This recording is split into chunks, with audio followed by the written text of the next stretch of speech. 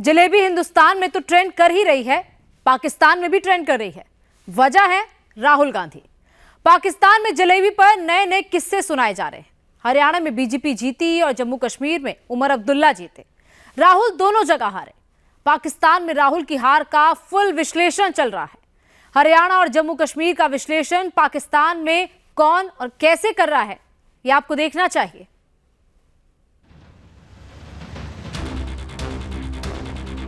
जलेबी जलेबी जलेबी।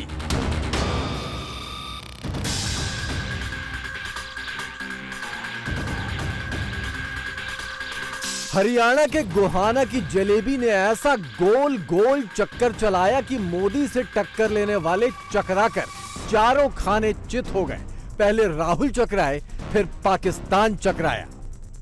जलेबी वाले रिजल्ट्स नहीं आए। पाकिस्तान के अंदर जलेबी जैसे रिजल्ट होते हैं, तो वो जो राउंड वाली सिचुएशन होती है ना रिजल्ट्स में पाकिस्तान के अंदर, वो इंडिया में ऐसे रिजल्ट्स नहीं आते। जलेबियां बांट दी टाइम से पहले, अब वो पप्पू की जलेबी पूरे भारत में इस वक्त मशहूर है। जलेबी की फैक्ट्री बनाएंगे वो। अगर कांग्रेस में राहुल गांधी जैसे वजीर आजम आपके मुल्क में आएंगे तो हमें तो आपकी लीडरशिप बहुत अच्छी लगेगी। आप ये कह सकते हैं कि ठीक है वहाँ कंट्रोल्ड इलेक्शन था, फिर तो मोदी की जीत होनी चाहिए थी। मोदी की जीत ना होना बता रहा है कि जो इलेक्शन थे वो ट्रांसपेरेंट थे। वैसे तो खैर बातों की जलेबी तो हम बना लेते हैं, लेकिन असली जलेबी बनाने में भी पाकिस्तान कहीं पीछे रह गया।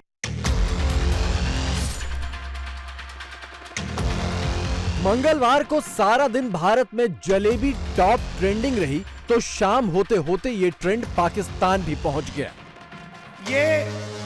इससे आपको पूरी हरियाणा की हालत पता लग जाएगी। जैसे ही मैंने आज ये गाड़ी में जलेबी चखी। राहुल गांधी ने गोहाना में जलेबी का ये डिब्बा क्या उठाया था, नतीजों के दिन इसी डिब्बे के पीछे छिपकर बैठना पड़ा। बात सिर्फ हिंदुस्तान की होती तो भी कोई बात नहीं थी। कांग्रेस कह रही है जी कि ये हक हम दिलवाएंगे, तो क्या हम ये कह सकते हैं कि आज मुश्किल तब शुरू हो गई जब उस पाकिस्तान ने भी जलेबी जलेबी शुरू कर दिया, जिसने चंद रोज पहले कांग्रेस के लिए जुबान से चाशनी बरसाई थी। ये जलेबी हर एक ने आज स्टेटस पे लगाई हुई है। जो है यूट्यूब कम्युनिटी पे जलेबियां बांटी जा रही है, जलेबियां खाई जा रही है। राहुल गांधी को जलेबी के साथ टैग किया जा रहा है। जलेबी की फैक्ट्री बनाएंगे वो। मतलब कि जलेबी कौन 20 लाख वर्कर जलेबी तो एक ऐसी स्वीट है जो कि फौरन से पकती है और फौरन से खाई जाती है। ठीक है, ये इतनी बड़ी प्लानिंग है जलेबी के लिए, तो हॉलीवुड फिल्म से भी बड़ा है वो जो खजाना ढूंढने से। तो जलेबी वाला इतना लंबा प्लान, ये तो मुझे लगा कि एलन मस्क ने अपनी कंपनी खोलने के लिए भी इतना नहीं सोचा होगा। जलेबी आएगी, जलेबी बनेगी, फिर हवा में जलेबी इधर उधर जाएगी, फिर वो जलेबी 20 लाख लोग डेली वो जलेबी पकाएंगे। तभी मैं कहूँ कि पाकिस्तान को कांग्रेस इतनी पसंद क्यों। अगर कांग्रेस में राहुल गांधी जैसे वजीर आजम आपके मुल्क में आएंगे तो हमें तो आपकी लीडरशिप बहुत अच्छी लगेगी। आपको याद होगा कांग्रेस और उसके नेताओं के नाम चंद रोज पहले पाकिस्तानी मीडिया की सुर्खियों में थे। न्यूज चैनलों से लेकर पाकिस्तानी अखबारों तक में खबरें छापी जा रही थी।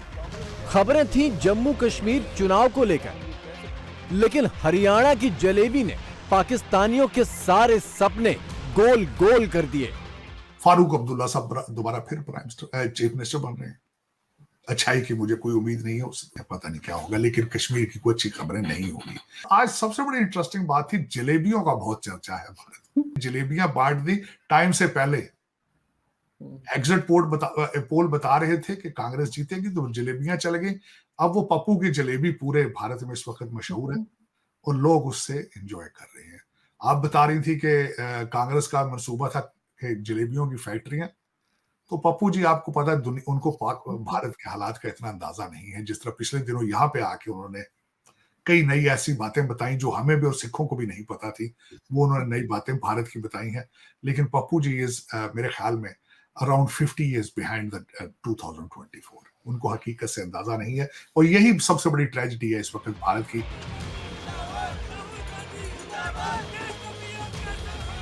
राहुल और उनकी कांग्रेस जल्दबाजी में थी, इसीलिए महज शुरुआती रुझानों के बाद ही जलेबी बांटनी शुरू कर दी। राहुल की इस जल्दबाजी की खबर पाकिस्तान तक पहुंच गई है।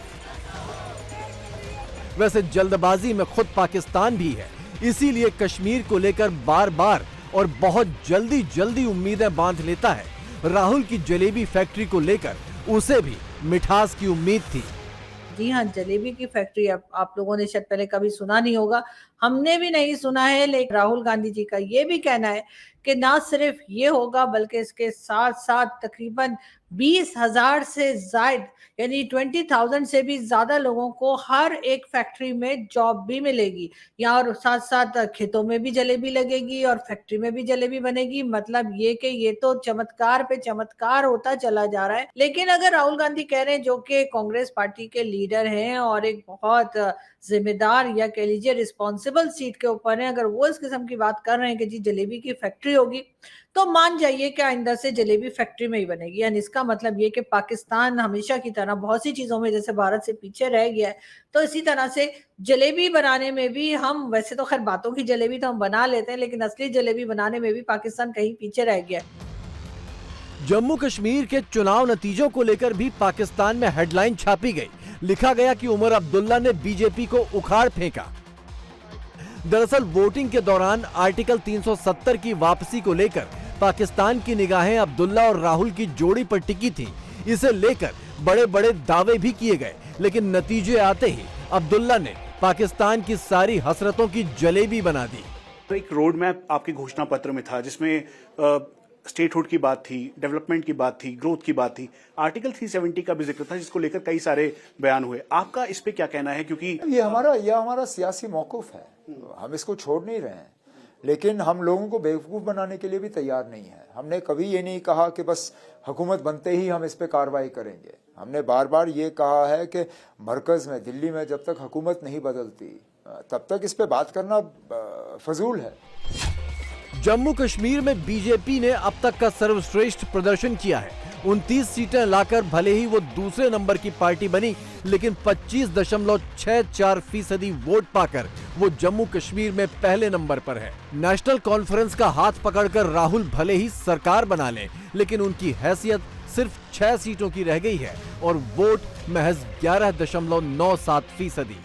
जम्मू एंड कश्मीर में बीजेपी ने सबसे ज्यादा परसेंटेज ऑफ वोट हासिल किया और वो है 25.64, ऑलमोस्ट 26% वोट्स हासिल किए हैं बीजेपी ने। तो हरियाणा में तो बीजेपी ने फट्टे चक देते हैं, मतलब फट्टे ही चक देते हैं। बीजेपी ने धड़न तख्ता कर दिया सभी का। मोदी साहब ने पाला मार लिया है हरियाणा में और इसके ऊपर भी बड़ी बातें चल रही थी। कहा यह जा रहा था कि नहीं, ऐसा नहीं हो पाएगा। जो नेशनल कॉन्फ्रेंस और कांग्रेस का अलायंस बन रहा है जम्मू एंड कश्मीर में, उसमें फिर बीजेपी की तरफ से जो है वो नरेंद्र मोदी साहब की तरफ से कॉन्ग्रेचुलेशंस दी गई है। देखिए, ये होती है स्पिरिट, स्पोर्ट्समैन स्पिरिट, ये होता है इलेक्शन, ये होती है जमहूरियत एंड डेमोक्रेसी।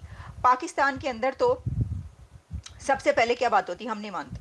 जलेबी वाले रिजल्ट्स नहीं आए, ये जलेबी जैसे रिजल्ट नहीं है। पाकिस्तान के अंदर जलेबी जैसे रिजल्ट होते हैं। तो वो जो राउंड वाली सिचुएशन होती है ना रिजल्ट्स में पाकिस्तान के अंदर, वो इंडिया में ऐसे रिजल्ट्स नहीं आते। सीधे से बिल्कुल साहब कहते हैं ए लो जी, ए हारे जे ते ए जीत गया जे। पाकिस्तान जम्मू कश्मीर चुनाव का विरोध कर रहा था। पाकिस्तान जम्मू कश्मीर चुनाव को गैर कानूनी बता रहा था। पाकिस्तान कहता है कि जम्मू कश्मीर में जनमत संग्रह होना चाहिए। अब नतीजों के बाद पाकिस्तान कह रहा है कि मोदी को कश्मीर ने नकार दिया, लेकिन पाकिस्तान ये भूल रहा है कि 64% वोट देकर कश्मीर ने पाकिस्तान को ही हमेशा हमेशा के लिए नकार दिया है। ये अभी मोदी की जीत है और मोदी जब चले भी जाएंगे तो बाद में भी इंडिया का जो भी मौजूदा प्राइम मिनिस्टर होगा ये इंडिया की ही जीत रहनी है, क्योंकि ये इलेक्शन में तो इंडियन गवर्नमेंट ने कराए हैं। ठीक है, ये बड़ी हमने तो नहीं करवाए, पाकिस्तान गवर्नमेंट ने जाके करवाए। क्या गौर करने वाली बात है और ये बड़ा लॉजिकल पॉइंट है कि भाई देख लें, वो उनका इंटरनल मैटर है, वहाँ पे कितनी सीट किसने ली वो इंटरनल मैटर है उनका। अजम्पशन है, प्रेज्यूम किया जाता है कि लोग पाकिस्तान को ज्वाइन करना चाहते हैं। अगर ऐसी बात होती तो लोग फिर मेरे ख्याल से वोट ही कास्ट ना करते। यही पॉइंट है ना। तो 64% बहुत बड़ा एक डिजिट है। इसका मतलब एक तो पूरी आवाम निकली है, 64% बहुत बड़ा फुटफॉल है। अगर हम उसको कंपैरिजन करें हमारे बलूचिस्तान से, तो यहाँ तो एक कॉन्स्टिट्यूंसी में 2-2 हजार वोट पड़ रहा होता है। ठीक है, क्योंकि यहाँ बलूचिस्तान में अगेन वही बात है, वो पसंद नहीं करते वोटिंग सिस्टम, या तो उनका बिलीव उठ चुका है, ठीक है, या पाकिस्तान के इलेक्टोरल सिस्टम को एक्सेप्ट ही नहीं करते। आप ये कह सकते हैं कि ठीक है वहाँ कंट्रोल्ड इलेक्शन था। अगर तो वहाँ कंट्रोल्ड इलेक्शन है, एक लम्हे के लिए यूं अज्यूम कर लेते हैं इंडियन कश्मीर में, मान लिया, एक मिनट के लिए अज्यूम कर लिया, तो फिर तो मोदी की जीत होनी चाहिए थी। मोदी की जीत ना होना बता रहा है कि जो इलेक्शन थे वो ट्रांसपेरेंट थे। करीब 2 हफ्ते पहले पाकिस्तान यूएन में आंसू बहा चुका है कि भारत पीओके पर कब्जा करना चाहता है। शहबाज ये खौफ जता चुके हैं कि भारत एलओसी पार करने के इरादे में है। उसी मंच से विदेश मंत्री जयशंकर कह चुके हैं कि कश्मीर की बात खत्म हो चुकी है और अब इस मुद्दे में जो भी बचा है वो सिर्फ पीओके का मसला है। अब मंगलवार को आए जम्मू कश्मीर के नतीजों ने तो पाकिस्तान की हसरतों के ताबूत में आखिरी कील ठोक दी है और पाकिस्तान फिर से बातचीत की टेबल जलेबी की तरह घुमाने लगा है। आज पाकिस्तान में ये चीज डिस्कस हो रही है कि अगर उमर अब्दुल्ला सीएम बनते हैं, जो कि नजर आ रहा है, तो हो सकता है कि जो कश्मीर के अंदर, जम्मू एंड कश्मीर के अंदर जो नई गवर्नमेंट, जो नई पार्लियामेंट बैठेगी, हो सकता है वो पाकिस्तान के लिए कोई सॉफ्ट कॉर्नर रखे और कश्मीर को लेके दोनों कंट्रीज के बीच जो है डायलॉग स्टार्ट हो जाए। हाँ, सेंट्रल का प्रेशर तो हमेशा रहेगा एज ए स्टेट के ऊपर, ये तो सबको ही पता है। अगर हम जो है फारूक फैमिली की बात करते हैं तो एससीओ समिट को भी लेके एक बयान इन्होंने दिया है कि अगर पाकिस्तान और इंडिया को बात करने का मौका मिलता है तो इन्हें बात कर लेनी चाहिए। वैसे पाकिस्तान में जलेबी इमरान खान भी छान रहे हैं, वो भी जेल में बैठे बैठे।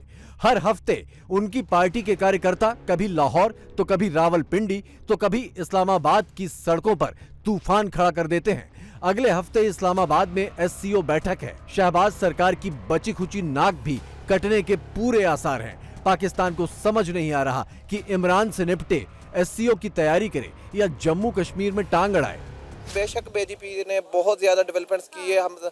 हमारी ये कश्मीर जो पाकिस्तानी कश्मीर है उसमें ये चीज़ें करना बहुत दूर की बात है और हम उससे तकरीबन कोई 50-60 साल पीछे हैं। अभी जो इंडियन ऑक्युपाइड कश्मीर है उसमें जो डेवलपमेंट हुई है वो बहुत ज़्यादा हुई है। पाकिस्तानियों का खुश होना बनता नहीं है जब तक कि अगर कांग्रेस आ गई है तो अब कांग्रेस का आउटपुट देखते हैं ना, वो हमारे उनका जो 370 आर्टिकल है उसके साथ अब क्या करते हैं। नरेंद्र मोदी की जो पॉलिसीज है ना वो दुनिया में कामयाब हो रही है। Basically it's not about the Narendra Modi, it's about India. अगर जिस तरह Pakistan is like very sad to sad that, दुख होता है कहने में, लेकिन इट्स अ फेल्ड स्टेट। अगर वहाँ का मैं बिल गेट बिठा दूँ ना पीएम, तो वही चैलेंज उसको फेस करने पड़ेंगे, वही सबके सामने जाते हुए मुल्क को खड़ा करना है, रिक्वेस्ट करना है। तो बात यहाँ पे इंडिया की है, नरेंद्र मोदी की नहीं है।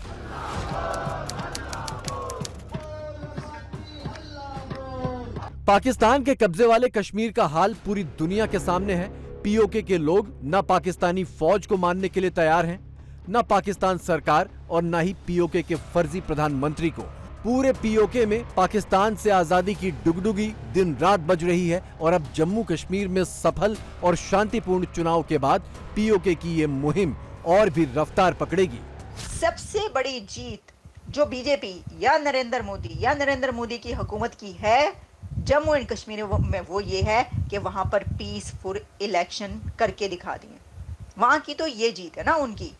वहां की वो जम्मू का जो है ना सारा एरिया, उसमें जीती है बीजेपी। 29 सीट से कितनी है उसके अंदर। जम्मू में तो जम्मू ले गई है बीजेपी, कश्मीर में जो है वो ऐसा नहीं हुआ। लेकिन जम्मू एंड कश्मीर में इलेक्शन करवा देना जो है वही सबसे बड़ी बात थी। अब इसके ऊपर पाकिस्तान क्या कहेगा? इसकी वजह ये, पाकिस्तान को तो बहुत ज्यादा रिजर्वेशंस थी। देखिए, पाकिस्तान ने कहा था कि जी ये इलेक्शन हो रहे हैं, एक ही हो रहे हैं, असी नहीं करा देना, देखते हैं कैसे होते हैं। भारत की चुनावी जलेबी की आड़ में पाकिस्तान जम्मू कश्मीर में अराजकता और आतंकवाद की नई फैक्ट्री लगाने की फिराक में था, लेकिन नतीजों ने उसकी जबरन फ्रेंचाइजी वाली स्कीम को फ्लॉप कर दिया है।